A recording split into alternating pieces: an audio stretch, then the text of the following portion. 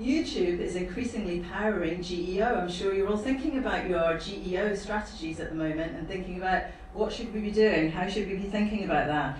For sure, across Google surfaces, you should be thinking about a dual organic YouTube approach. There's an article that came out from eMarketer in the US just this week saying that Google YouTube is now the top referenced channel platform in terms of GEO.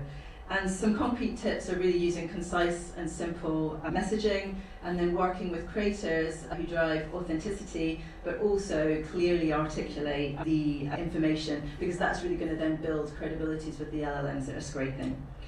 So if GEO feels like SEO version 2.0, you're not wrong. It is an expansionary moment though, so please don't just think about your organic strategy. You really need to be thinking expansively about your product data, your metadata, how you're listing that out in Google Merchant Center, your shopping strategy, and then of course organic. And I would say if you solve for YouTube there, you're pretty much in a good place.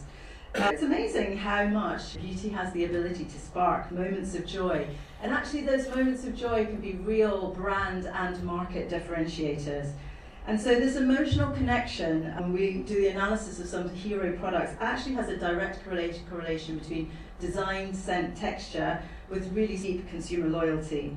And for some, the fun lies in drugstore glam, if you like, so achieving DIY professionalism without paying luxury prices. For others, it's about engaging with some of the rising viral trends. Biscotti milk parfum, so yummy you could eat yourself. And of course, it's icons in music and sport and fashion that drive some of these trends, but I can tell you it is also the YouTubers who fuel those trends. And why is that? And because beauty shoppers really love and engage with authentic, relatable voices. This isn't just a niche in your marketing plan, right? This will actually drive up to almost 50% increase in positive ad reception. So Gen Z and millennials trust YouTubers. In fact, they trust them more than musicians, athletes, actors. And why is that? It's because they spend hours with their content. These creators are producing long form and short form content, and that is how trust is built. YouTube is where the biggest beauty moments of the year happen, right? So from Met Gala to the Oscars, Devil's Wears Prada, the new one coming up.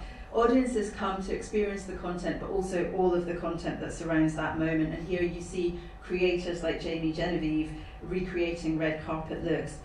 Beauty is only getting bigger on YouTube. It's phenomenal, right? 39% increase year over year in December alone. So remember that spike that I talked to you about, peak? You need to be all over YouTube in December, but I would say earlier than that. And beauty is one of our top 3 trending categories, content categories. So from unboxing to get ready with me, product reviews, etc. These are really loved across our content system. And what I just wanted to flag here is actually product reviews and get ready with me's are really popular. So if you're in the business of making content in this room, the thing that you need to know is the average length of a product view on TikTok is 30 to 90 seconds. On YouTube, it's 8 to 15 minutes. A get ready with me on TikTok is 60 seconds to 3 minutes, sorry. And on YouTube, it's 10 to 20 minutes. Time spent equals consideration equals purchase intent. And we see that. And so whilst a lot of creators will start on socials, they often migrate to YouTube because that's where their fans want to spend more time with them. And we have millions of videos being racked up on short form content as well as long form content. And that's a really important part of our ecosystem. And that's really what a lot of our consumers, our beauty consumers, are looking for. And I want to just highlight here this comment about Bella Hadid, who's talking about products. And it shows I can trust that she genuinely uses these products. That's a level of trust and credibility that is hard to replicate elsewhere. And so YouTube is no longer just a video platform, it's actually the world's largest living storefront. Last year, 35 billion hours of shopping content were consumed on YouTube. Just take that in for a moment. And we haven't had the shopping formats that Instagram and TikTok have had, but this is the second thing that I'm most excited about this year after agentic commerce. Actually, we're changing that in 2026. So I would really encourage you to stay close to all of the news that we are launching, because actually, the fastest way that you can 10x your existing influencer strategies is by adopting some of those new product launches that will happen in YouTube.